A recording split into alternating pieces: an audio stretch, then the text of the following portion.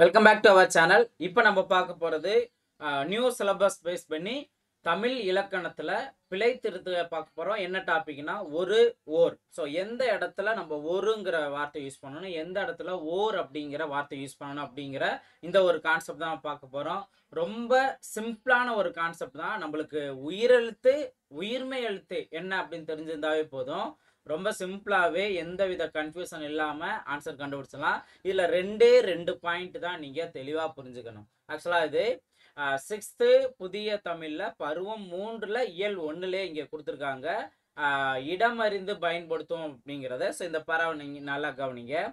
ஒன்று என்பதை குறிக்க ஓர் ஒரு ஆகிய இரண்டு சொற்களுமே பயன்படுகின்றன. ஓகே, ஸோ ஒன்று அப்படின்னு குறிக்கிறதுக்கு ரெண்டுமே பயன்படுத்தலாம், ஓர் ஒரு.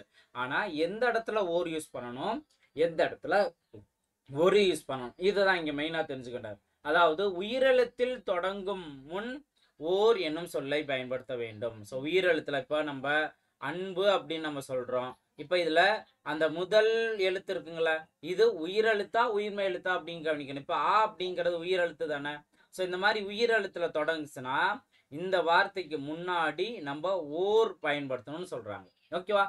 அதே போல உயிர்மை எழுத்தில் தொடங்கும் சொல்லுக்கு முன் ஒரு பயன்படுத்த வேண்டும். இவ்வளவுதான். ஓகேவா? இப்போ கடல் அப்படின்னு இருக்கு. கடல் இப்ப நம்ம முத எழுத்தை கவனிச்சு அப்படின்னா கா, இது ஒரு உயிர்மை எழுத்து. இந்த மாதிரி தொடங்குச்சு அப்படின்னா இதுக்கு முன்னாடி நம்ம ஒருங்கிறது பயன்படுத்தணும். அவ்வளவுதான். இதுதான் பாயிண்ட். இதை புரிஞ்சுட்டீங்க அப்படின்னாவே போதும். அழகா உங்களால ஒரு எந்த இடத்துல யூஸ் பண்ணணும், ஓர் எந்த இடத்துல யூஸ் பண்ணணுங்கிறத உங்களால கிளியரா புரிஞ்சுக்க முடியும். அதுக்கு தான் அவங்க எடுத்துக்காட்டு கொடுத்துட்டாங்க. இப்போ ஓர் ஊர் மென்ஷன் பண்ணியிருக்காங்க. அப்போ இங்க ஊ அப்படிங்கிறது ஒரு உயிரெழுத்து தானே. அப்ப அதுக்கு முன்னாடி ஓர் வந்திருக்கு. ஓகே, இங்கேயும் ஏரி அப்படின்னு இருக்கு. அப்ப ஏ அப்படிங்கிறது ஒரு உயிரெழுத்து, அதுக்கு முன்னாடி ஓர் யூஸ் பண்ணிட்டாங்க. அதே போல நகரம் அப்படின்னு நினைச்சுன்னா நா அப்படிங்கிறது ஒரு உயிர்மை எழுத்து, அதுக்கு முன்னாடி ஒரு. சரி, அடுத்து கடல். இப்ப இதுல கா அப்படிங்கிறது ஒரு உயிர்மை எழுத்து, அதுக்கு முன்னாடி ஒருங்கிறது பயன்படுத்தாச்சு. அவ்வளவுதான். ஸோ இந்த பாயிண்ட்டை நீங்க புரிஞ்சுட்டீங்க அப்படின்னாவே போதும். ஸோ எப்படி கேட்டாலும் ஈஸியா ஆன்சர் கண்டுபிடிச்சிடலாம். இதுக்கு பின்னாடி டிஎன்பிசி ஓல்டு கொஸ்டின்லையுமே உங்களுக்கு என்ன மாதிரி கொஸ்டின் கேட்டிருக்காங்க, அதுக்கான ஆன்சர் என்ன அப்படிங்கிறது இந்த கான்செப்டை புரிஞ்சிருந்தாவே தெளிவா தெரிஞ்சுக்க முடியும். ஸோ அதோட இன்னொன்று என்ன அப்படின்னா அஃது அது, இதை ரெண்டை நம்ம எப்படி யூஸ் பண்ணணும். இப்ப அஃது அப்படிங்கிறதும் பாத்தீங்க அப்படின்னா இதே சேம் கான்செப்ட் தான். உயிரெழுத்தில் தொடங்கும் சொல்லுக்கு முன் அஃது என்னும் சொல்லை பயன்படுத்த வேண்டும். உயிர்மை எழுத்தில் தொடங்கும் சொல்லுக்கு முன் அது என்னும் சொல்லை பயன்படுத்த வேண்டும். அவ்வளவுதான். இந்த தான். இப்போ அஃது இங்கே உள்ளது. இப்ப ஈ அப்படிங்கிற பாக்குறோம். ஈ அப்படிங்கிற உயிரெழுத்து. அப்ப அதுக்கு முன்னாடி என்ன, அந்த அஃது அப்படிங்கிறத பயன்படுத்தணும். ஓகே, அதே போல நன்றாக உள்ளது. இப்ப இந்த நா அப்படிங்கிற உயிர்மை எழுத்து. அப்ப அதுக்கு முன்னாடி அது அப்படிங்கிற எழுத்தை யூஸ் பண்ணிக்கலாம். அவ்வளவுதான். ஓகேவா? இப்ப இதெல்லாம் பயன்படுத்தி எப்படிலாம் கேள்வி இருக்குன்னு பாருங்க. இதைத்தான் அப்படியே டிஎன்பிசி ஓல்டு கொஸ்டினையும் கேட்பாங்க.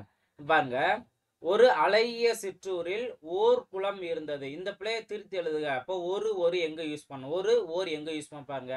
இப்ப அழகிய அப்படிங்கிற வார்த்தைனா இந்த இதுல ஆ அப்படிங்கிறது ஒரு உயிர் எழுத்து. அப்ப இதுக்கு முன்னாடி என்ன வரணும், ஓர் அப்படிங்கிறது வரணும். ஓகேங்களா? ஒரு சிற்றூரில், ஒரு அழகிய சிற்றூரில் ஓர் குளம்னு இருக்கு. இப்ப ஓர் அப்படிங்கிறது எங்க வரணும், அதுக்கு அடுத்து ஒரு இந்த இந்த எழுத்து ஒரு உயிர் எழுத்தா இருந்தா மட்டும்தான். ஆனா இங்க என்ன, குளம் அப்படிங்கிறது கு அப்படிங்கிற ஒரு உயிர்மை எழுத்து தானே. அப்ப இங்க ஓர் இல்ல, ஒரு தான் வரணும். ஓகேங்களா? அவ்வளவுதான். அப்போ ஓர் அழகிய சிற்றூரில் ஒரு குளம் இருந்தது, இதுதான் கரெக்டானது. இப்ப அடுத்தது கவனிங்க. ஒரு இரவும் ஓர் பகலும் சேர்ந்தது ஒரு நாள் அப்படின்னு கொடுத்துருக்காங்க. இப்போ இங்க ஈ அப்படின்னு இருக்கு. அப்ப அதான் உயிர் எழுத்து வந்துச்சுன்னா அப்ப இங்க ஒரு அப்படிங்கிறது பதிலாக என்ன வரணும், ஓர் அப்படின்னு வரணும். அதே போல இங்க பகல், இது உயிர்மை எழுத்து. உயிர்மை எழுத்துக்கு முன்னாடி ஓர் அப்படின்னு வரக்கூடாது, ஒரு அப்படின்னு தான் வரணும். ஓகேங்களா? ஒரு அப்படிங்கிறதா வரணும். இதுக்கு பதிலா ஒரு அப்படிங்கிறதா வரணும். ஓகே, அப்போ ஓர் இரவும் ஒரு பகலும் சேர்ந்தது ஒரு நாள், இதுதான் கரெக்டானது. இது கரெக்டானது. அடுத்து, அது இல்லாத இடத்தில் எதுவும் நடக்காது. அதாவது இந்த அது அக்துங்கிறது பயன்படுத்துற ரூல் நம்ம தெரிஞ்சுட்டோம்ல. இங்க ஈ அப்படிங்கிறது உயிர் எழுத்து. அப்ப இருந்துச்சு அப்படின்னா இங்க அது அப்படிங்கிறது பதிலா அக்து அப்படின்னு வரணும். ஓகேங்களா? அஃது இல்லாத இடத்தில் எதுவும் நடக்காது. அதே போல அஃது நகரத்திற்கு செல்லும் சாலை. இப்ப இங்கேயும் அஃது அப்படிங்கிறது உயிரெழுத்து வந்தா மட்டும்தான். இங்க உயிர்மெய் எழுத்து நா அப்படிங்கிற உயிர்மெய் எழுத்து. அப்ப அஃதுக்கு பதிலா அது அப்படின்னு வரணும். ஓகேங்களா? ஸோ இங்க நீங்க இதற்கான ஆன்சரை நீங்க கீழே கமெண்ட் செக்ஷன்ல பயன்படுத்தலாம். ரொம்ப சிம்பிளானது. ஆனா இங்க 2 சேஞ்சஸ் நீங்க பண்ணணும். ஓகேங்களா? ஸோ கீழே கமெண்ட் செக்ஷன்ல பதிவு பண்ணுங்க. ஓகேங்களா? அதே போல அது ஒரு இனிய பாடல் அப்படிங்கிறதுக்கு கரெக்டான ஆன்சர் நீங்க பண்ணுங்க. ஓகேவா? இப்போ டிஎன்பிசி ஓல்டு கொஸ்டின்ல என்னென்னலாம் கேட்டிருக்காங்க. சிம்பிளா ஒரு 4 பார்த்தீங்க அப்படின்னாவே 3 பார்த்தீங்க அப்படின்னாவே கிளியரா புரிஞ்சிடும். ஓகே, அந்த மாதிரி தான் கேட்டிருக்காங்க. பிழை திருத்துதல் அப்படின்னு சொல்லிட்டு ஒரு ஓர் சரி ஓர் சரியாக அமைந்த தொடரை தேர்ந்தெடுக்க அப்படின்னு கேட்டிருக்காங்க. ஒரு அழகிய சிற்றூரில் ஓர் குளம் இருந்தது. இப்ப நம்ம அந்த ஸ்கூல் புக்லயே கொடுத்துருக்க எக்ஸாம்பிள்லே அதவே இங்க கொடுத்துருக்காங்கல்ல. இங்க ஒரு அழகிய அப்படின்னு வந்திருக்கு, இதுவும் தவறு. ஓர் குளம் வந்திருக்கு, இதுவும் தவறு. ஓர் அழகிய ஓர் குளம் இருக்கு, இது கரெக்ட். ஓர் அழகிய அதாவது உயிர்மெய் எழுத்துக்கு பக்கத்துல ஓர் வரணும். ஆனா இங்கேயும் பாத்தீங்க அப்படின்னா உயிர்மெய் எழுத்துக்கு பக்கத்துலயும் ஓர்னே கொடுத்துட்டாங்க. அப்ப இது தவறு. ஓகேவா? அடுத்து ஓர் அழகிய சிற்றூரில் ஒரு குளம் இருந்தது, இது கரெக்டானது. ஓகேங்களா? ஸோ இதுவும் ஓர் எந்த இடத்துல வந்திருக்கு, ஒரு உயிரெழுத்து இருந்ததுக்கு பக்கத்துல வந்திருக்கு. அதே போல ஓர் எங்க இருக்கு, ஒரு உயிர்மெய் எழுத்து இருக்க வார்த்தைக்கு பக்கத்துல ஒருன்னு இருக்கு. ஓகேவா? இது கரெக்ட் தான். இப்ப இங்க நீங்க கவனிச்சீங்கன்னா ஒரு அழகிய மறுபடியும் இது தவறா இருக்கு. இங்க ஒரு குளம் இது கரெக்டா இருக்கு. ஆனா ரெண்டுமே கரெக்டா இருக்குது. என்ன ஆப்ஷன் சி மட்டும்தான். ஸோ ஆப்ஷன் சி தான் அதற்கான சரியான ஆன்சர். ஓகேங்களா? அடுத்தது பாருங்க, அடுத்த ஒரு எக்ஸாம்பிள் பாருங்க. இந்த மாதிரி ஒரு சென்டென்ஸ் மட்டுமே அங்க கொடுத்துருப்பாங்க ஆப்ஷன்ல. ஓர் புத்தகம்.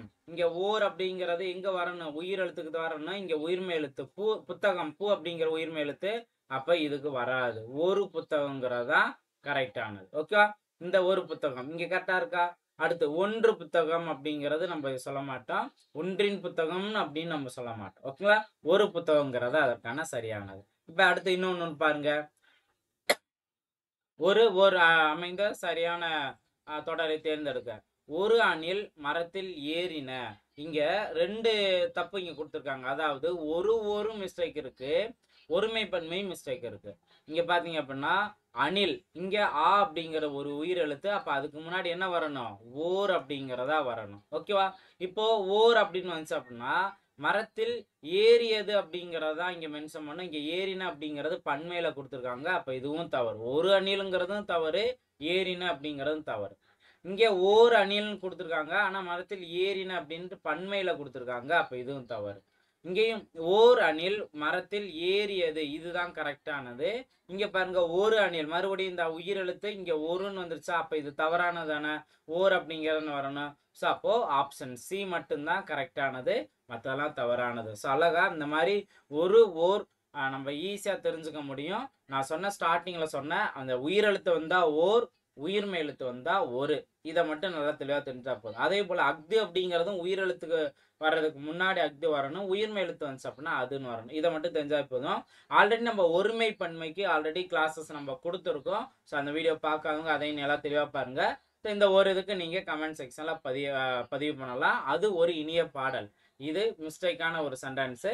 இதை நீங்க சரியா எழுதணும். 2 கரெக்ஷன் வரும். ஓகேங்களா? ஸோ கமெண்ட் செக்ஷன்ல பதிவு பண்ணுங்க. வீடியோ பிடிச்சிருந்தா லைக் பண்ணுங்க. அடுத்தடுத்த வீடியோல மீட் பண்ணலாம். தேங்க்யூ.